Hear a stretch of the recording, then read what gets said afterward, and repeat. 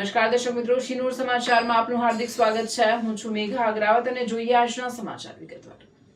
શિનોર તાલુકાના પુનિયાદ ગામે છેલ્લા 4 વર્ષથી વૃક્ષારોપણ કરી રહેલી ગ્રીન પુનિયાદ ટીમના યુવાનો દ્વારા આજરોજ સતત 5મા વર્ષે પુનિયાદ મુક્તિધામ ખાતે વિવિધ વૃક્ષોનું વૃક્ષારોપણ કરી એક ઉમદા કાર્ય કરાયું હતું।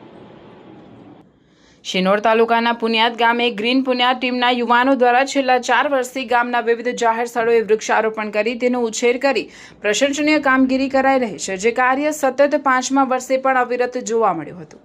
આજરોજ ગ્રીન પુનિયાદ ટીમના યુવાનો દ્વારા પુનિયાદ ગામે નવનિર્મિત મુક્તિધામ ખાતે વિવિધ પ્રકારના વૃક્ષો અને ફૂલ છોડનું રોપણ કરી પર્યાવરણ પ્રત્યેનો પ્રેમ જતાવ્યો હતો।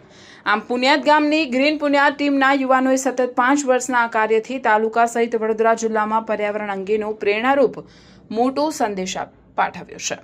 રિપોર્ટર સંજય ખત્રી, શિનોર સમાચાર ન્યૂઝ, શિનોર। ગ્રીન પુનિયાદ દ્વારા સતત 5મા વર્ષે મુક્તિધામમાં વૃક્ષારોપણ ટીમ દ્વારા કરવામાં આવ્યું છે। અમારા ગામમાં ગ્રીન પુનિયાદ ગ્રુપ દ્વારા સતત સફળતાપૂર્વક આ કામ કરી રહ્યા છે।